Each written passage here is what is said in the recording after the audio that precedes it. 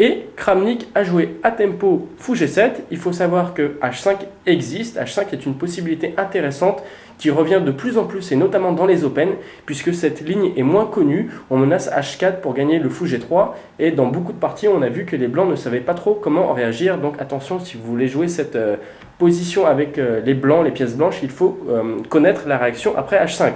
On va s'intéresser à fou G7, et là, c'est la nouveauté que tout le monde connaît maintenant, c'est cavalier prend F7, un sacrifice de cavalier assez incroyable puisque ça n'a jamais été joué auparavant. Il faut savoir que cette position, malgré le fait qu'on soit au 12e coup, eh bien, a été jouée à des dizaines, voire déjà des centaines de fois.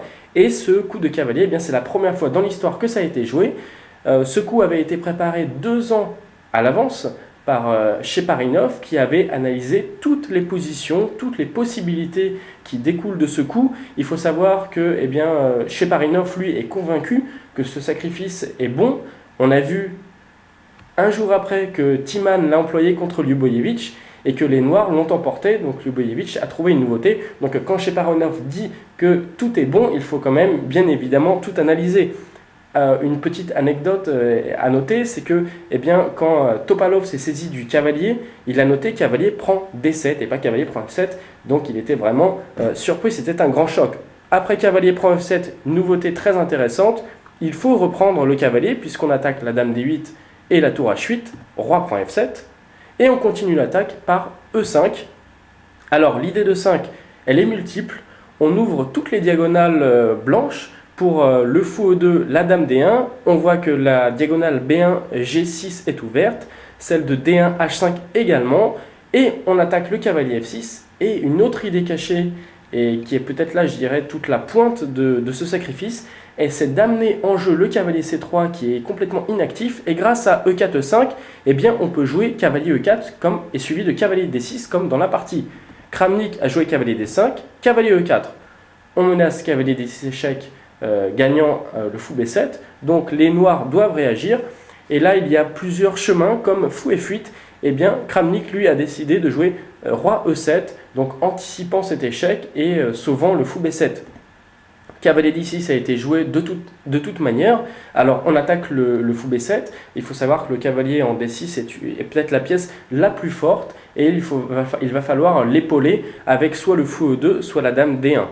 Dame B6 a été joué. Alors Dame B6 c'est un coup logique puisqu'on protège le fou B7, on lit les tours A8 et H8 et on laisse également une case de fuite au roi noir puisque les noirs vont pouvoir peut-être, s'ils ont le temps, s'enfuir par roi D8, roi C7. Donc Dame B6 c'est un coup et un choix logique je dirais, et Topalov a joué un excellent coup dans cette position. Évidemment tout était analysé, il a joué fou G4. Alors quelle est l'idée de fou G4 ?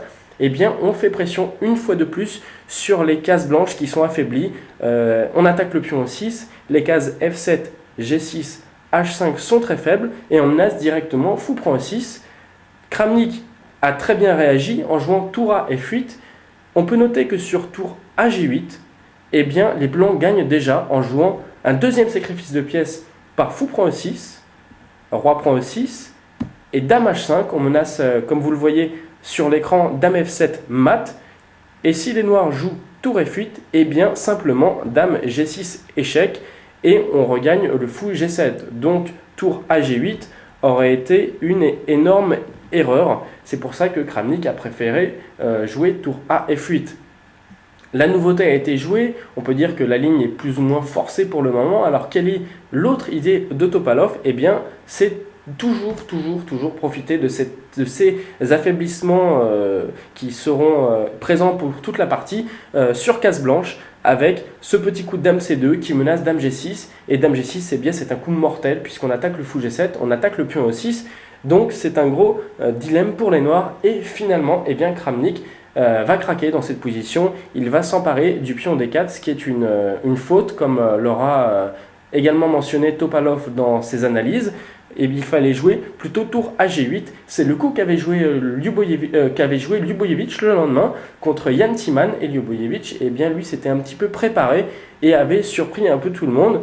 A4 avait été joué dans cette partie, fou A8, tour FE1 et cavalier C7, un coup excellent puisqu'on anticipe sur un éventuel sacrifice en E6 et la partie s'était donc achevée par le gain du Serbe avec les pièces noires. Revenons-en à la partie puisque Dame prend D4 a été joué. Et pourquoi c'est une faute? Les noirs gagnent un pion central, donc tout a l'air de tomber chez les blancs.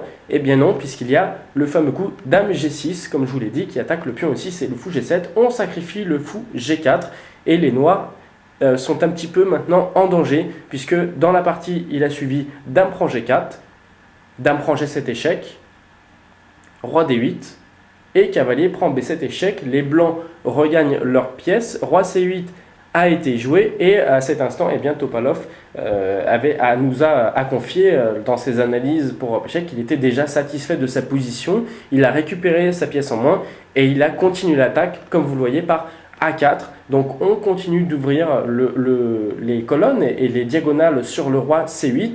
Et la partie a pris ensuite une tournure extravagante puisque Topalov a encore sacrifié la dame et l'a emporté brillamment. Voici pour cette première leçon, première vidéo sur les nouveautés théoriques avec cavalier prend F7. Si vous voulez jouer cette variante, eh bien, il faut bien évidemment y passer beaucoup d'heures pour pouvoir la jouer convenablement. Merci à tous, à bientôt.